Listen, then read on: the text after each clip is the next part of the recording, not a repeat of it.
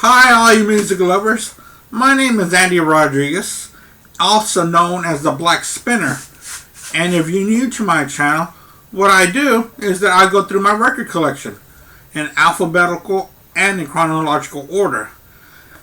And I go through key tracks on each album and I point out my favorite songs. Maybe they might be a favorite one of yours, or maybe it might be a song you never heard of that maybe you might want to spin it or stream it, and you'll check it out and you'll enjoy it. So also please subscribe to my channel and also leave a comment and I will get back to you. And thanks a lot for joining me this evening as I am going on my last installment of the letter S. This is probably, I think, the third episode. I did one S with just the S's, and then a Bruce Springsteen episode, and now I'm doing this one. This will cap the letter S, and, well, let's get to talking. The first one, the first artist I'm going to talk about here with the letter S is a country singer. He was very prominent in the 80s, 90s, and early 2000s. And he might have retired probably in the last couple of years. He still makes a couple of appearances here and there. But I'm talking about George Strait. This is his debut album, Strait Country. And this is a very good album. What I like about George Strait is that his songs are pretty easy to follow. You know, they're pretty laid back, a little bit of like soft rock songs, and I really enjoy that. Like soft rock lyrics with country twang to them. And this is his debut, like I had said before. This was from, I believe, like in 81 or 82. But the songs on here: Unwound, Honky Tonk Downstairs, Blaming on Mexico, If you're thinking you want a stranger, there's one coming home. I think that is the key track on this album here. And Down and Out, Friday Night Fever. Every time you throw dirt on her, you lose the little ground is a really good song. And yeah, I liked this debut by him, and I really enjoyed it. You should check it out if you like country. Also by him, I've got this one called Something Special. And of course, the key track off of here is a song called The Chair. And if you hear this album, and if you know the song The Chair, you know the song does not fit on this album. This album has a odd sound to it, kind of like a New Orleans jazz kind of sound. It's a jazzy country album, if that makes sense. It's like what Willie Nelson was doing there in the early 80s with a little bit jazzy piano or a jazzy guitar playing, or maybe even a little jazzy violin. That's what is on here, and it really doesn't really grab me that much. The only song I really liked on here was The Chair and Lefty's Gone, which is a tribute song to Lefty Frizzell. But other than that, you know, it was just different from what I enjoy hearing from George Strait. And this was the first George Strait album that I bought. It is the greatest hits by George Strait, and I really enjoyed this one from beginning to end. I know it's the greatest hits. He's had a lot of different compilations, but I believe this was one of his first ones. Here's the back of it. And the songs on here are top notch. Unwound, Down and Out, If You're Thinking You Want a Stranger, There's One Coming Home. All those were from the first album. Full Hearted Memory, Marina Del Rey is such a good song. And one of my favorite songs by George Strait, bar none, Amarillo by Morning. I really enjoy that one. And You Look So Good to Love, Right or Wrong, and Let's Fall to Pieces Together. Yep, I named every single one. If you're anything into George Strait, stream this one or find a way to listen to it, because this is a must listen to. This is early George Strait, probably first 5 years of his career. Let me see, when was this one released? Yeah, 85. So this will have 81, 82, 83, and 84. So yes, this is about the first 5 years of his career. These are monster hits. They were all probably #1 in the country hit list. And next I have by him is Oceanfront Property. This would be mid-80s, 87, 86, 87. Yep, 1987. This is Oceanfront Property. This is a great album too. Songs on here. All my exes live in Texas. Someone's walking around upstairs. Oceanfront Property, of course. Without You Here. And I'm all behind you now. You know, he's not the writer of these songs, but but these songs were written almost just for him, basically. And yeah, I really liked this album. And All My Exes Live in Texas is one of my favorite songs by him. And right here is George Strait, number 7. This was probably in the late 80s, 86. This one has Nobody in His Right Mind Would Have Left Her. You Still Get to Me. It Ain't Cool to Be Crazy About You. Why'd You Go and Break My Heart? And Cowtown. Cowtown's an older song, probably from the 40s or 50s. Cowtown. But it's very well done. And that's one thing I really liked about George Strait too. He really did give a lot of homage to the country singers of the past, and he did it very well, and he did it with a lot of respect. And you know, he's always been a gentleman when it comes to country. And what I have next is the debut album by the Stokes. This is a different album cover. I'm sorry, this is the debut album by the Stokes. This is a different album cover than what we are used to. And there's the back of it. The songs on here, this might make my top 20 album. My top 20. From beginning to end, this is just a top-notch album. Is This It? The Modern Age, Summer, Barely Legal, Someday, Alone Together, Last Night, Hard to Explain. And this does have the song called New York City Cops, which is not on a lot of the albums that were pressed for this album. Now, why is that? Well, this was released right after September 11th, 2001. So they had taken that song out for respect for what had happened during 9/11. Trying Your Luck and Take It or Leave It. But yeah, this is a really good album. I enjoy it. You know, I'm a Strokes fan. I got their other stuff on CD. Their last album, you know, it's so good. You know, it doesn't even sound like a Strokes album. It's like they're moving everything forward. And I just mentioned not sounding like a Strokes album. This will be their 4th release that I have on vinyl. This one's called First Impressions of Earth. This album is just great. From not from beginning to end. This might let's go.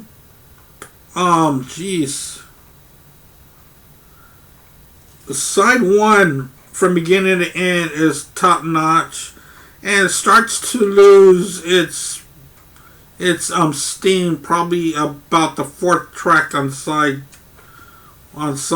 2.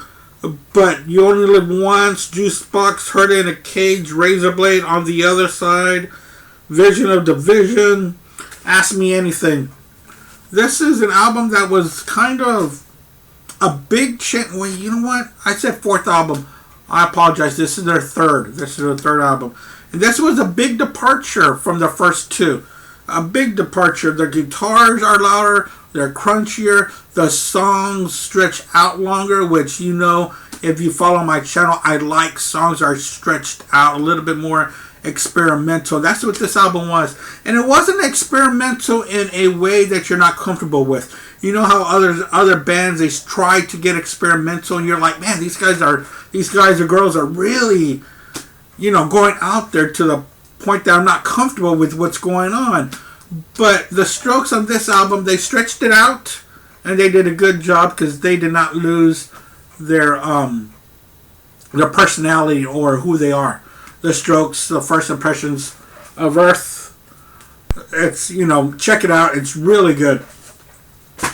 And for the Stokes, we dial it back to the early 80s when this band first came out. And this was or is, because they're still together, they're still making music and they're still touring. When they came out, they are a hard rock Christian band. And they were not regulated to being Christian music or put in the Christian barnyard, if you would. Stryper. Stryper was in the part of the forefront of the 80s heavy metal hard rock scene. They were on MTV. They would tour with Bon Jovi or Def Leppard or so many different ones.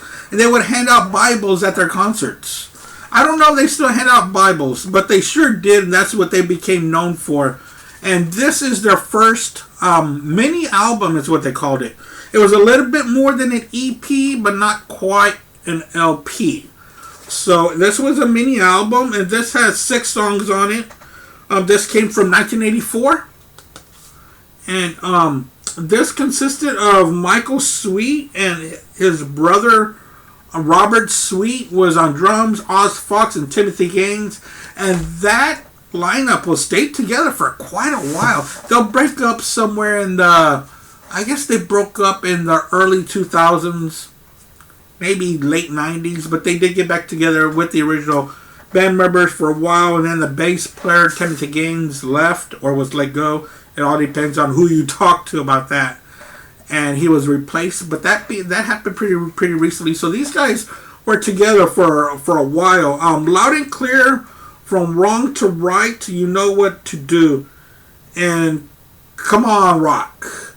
Those were the standout tracks on this quick little EP or mini album. All their lyrics have to do with the praise to God and to Jesus. They're all Christian related lyrics. But man, the guitars and the drums and just fascinating. The way that they sound like such a good hard rock band, which they are, and with the lyrics about God and Jesus, which also grabbed me personally. And their next album, which was this was their second full-length album, which broke them out to the masses. This is called To Hell with the Devil. This is a alternative cover. There's one that I have on tape of that version. Here's the inside of it, and they had adopted the black and yellow stripes as their uniform or what they performed on. And side one, there's the band back there. Side 1 is just classic, from top to bottom. The Abyss. It sounds great with keyboards and a mysterious sound, and it goes straight into the title track, To Hell with the Devil, Calling on You, free to do what you want to. Honestly, it's a slow ballad. It talks, about a relationship that you will have with your best friend or a relationship that you will have with God. And the way sing-along song was okay, Rockin' the World. All of Me was a little bit too sacred for me. But More Than a Man is a really good song. And the guitar players, the guitar here played by Oz is just great. I'm sorry, Oz Fox. Yep, just great. He really has a good guitar. And after that came this album by Stryper, called In God We Trust. They really had a really good album covers as well. There's the back of it. Right here, they were hoping that this was going to be a bigger breakout than was what was previously done To Hell with the Devil, but it kind of stalled. There's a little poster for us with the lyrics. That's pretty neat. But, these guys still tour. They came around Houston not too long ago. Well, of course, before COVID. And I just couldn't make it. And, I got to stop not making shows. I really have to start going to them again. I've gone to hundreds of them, but each time some come around, you never know when will they be their last time coming around. And the songs on here: In God We Trust, Keep the Fire Burning, I Believe in You, Lonely, and The Rain. As Rain, Reign, as in to reign over the world. That's a really good album. I liked it. This belongs down here. And what we have next is a band that is out of Chicago. Now, this band started out in the early 70s, and they started off as pretty much a prog band. But not prog in a way that we think of Genesis or Yes. More of a prog with a pop sensibility to them. And then as they went on, the progginess turned into just a great AOR band of the 70s going into the 80s. Now let's get started with the band Styx. Now this is their second album called Styx 2. And there's the back of it, as I'm not too sure if you know, but the band's name Styx is named after a river that is in, there's no easier way to say this, but a river that runs through hell. It's called Styx. Is how I understood it. And the songs on here are, okay. Lady, which became a hit for them. You Better Ask. And Father OSA was alright, but this is pure prog. And this is with Dennis DeYoung, James Young, and Chuck, and the brothers Chuck and John Panazzo. John was the drummer and Chuck was the bass player, and they were brothers. I think they both have passed since then.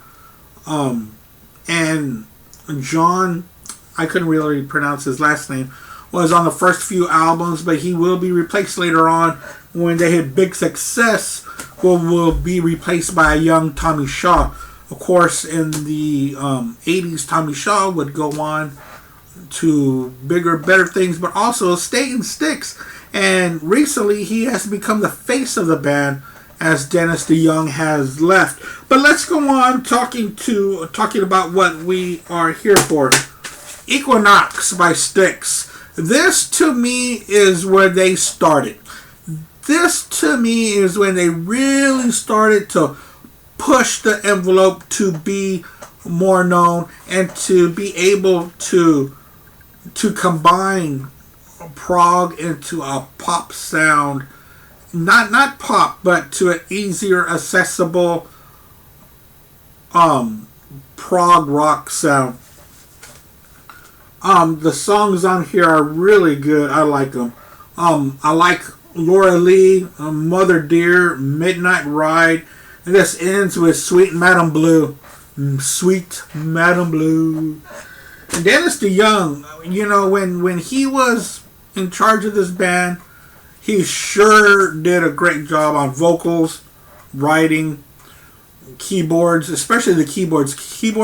He really did fill up the sound. And the thing about Styx, it's hard to say that Styx was a not underappreciated, but underrated band. Even though they went on to sell millions and millions, they should still be regarded in the higher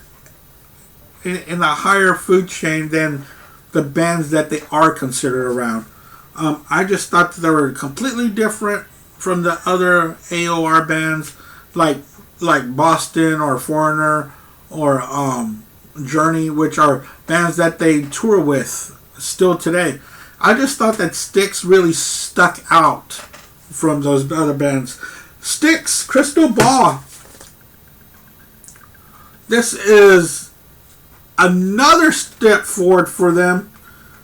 This still has this is the first album with Tommy Shaw. Tommy Shaw is on here, and you can tell the difference. He's pushing it forward, and he's pushing it forward, and he's pushing James Young because James Young is already a great guitar player that we don't talk enough about, especially in the early albums. He really did stretch out his guitar playing. Put Me On, Jennifer and Crystal Ball, and Shoes, and This Old Man. Those were some pretty good stuff. But yeah, this is when they were starting to really claw their way into radio play. And that would lead to one of their big albums to really make their name known, Cornerstone. And this one, what was the year in this one?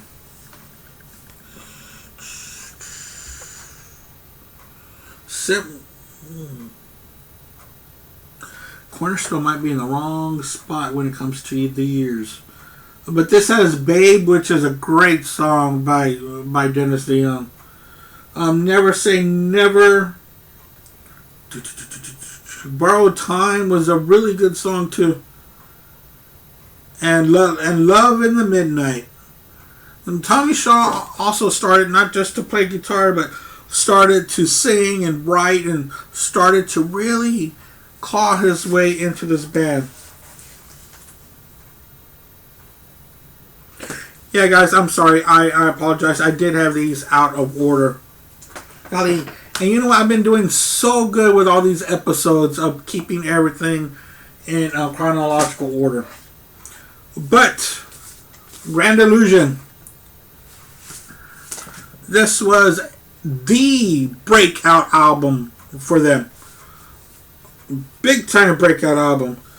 Songs on here: The Grand Illusion, Fooling Yourself, Superstars, Come Sail Away, and Side 2's just as good, even though they might not have been played on the radio. Miss America, Man in the Wilderness, Castle Walls, and the grand finale.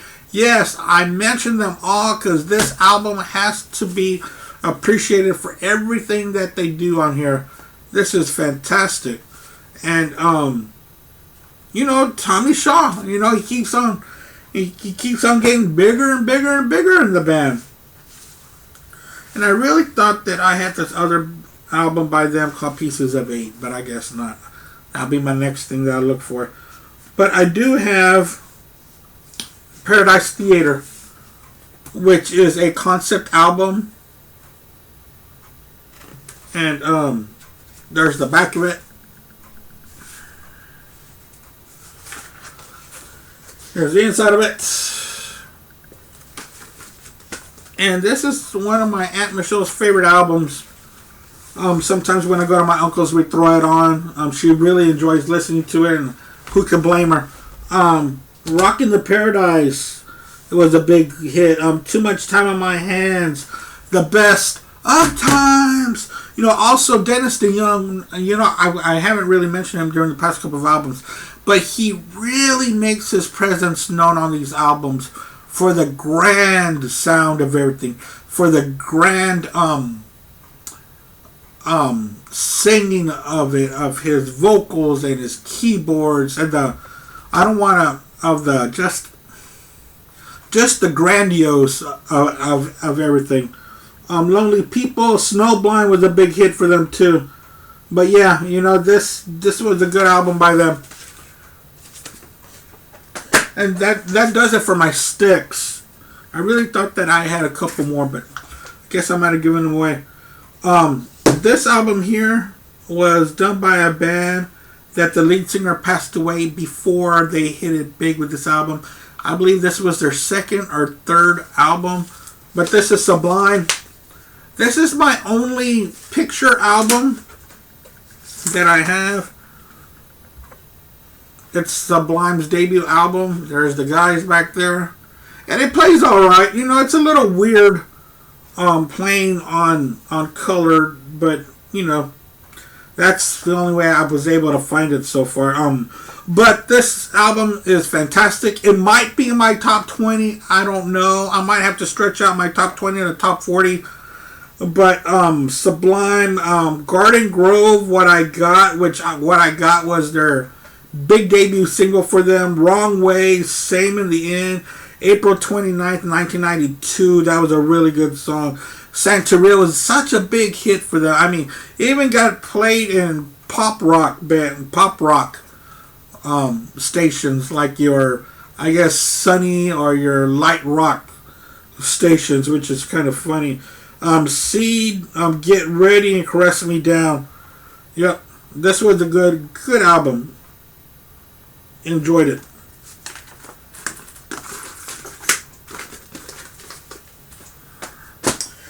And what I have next is the last album that I'm going to talk about for the letter S. Yeah, the S's were really stretched out. This is Supertramp. This is the only Supertramp that I have. I'm looking for others. I used to have a couple of others, and then I lose them here and there, or I traded them, or I sold them. Now I want things back. So Supertramp, Breakfast in America. This is my only one by Supertramp. Supertramp is a really good band.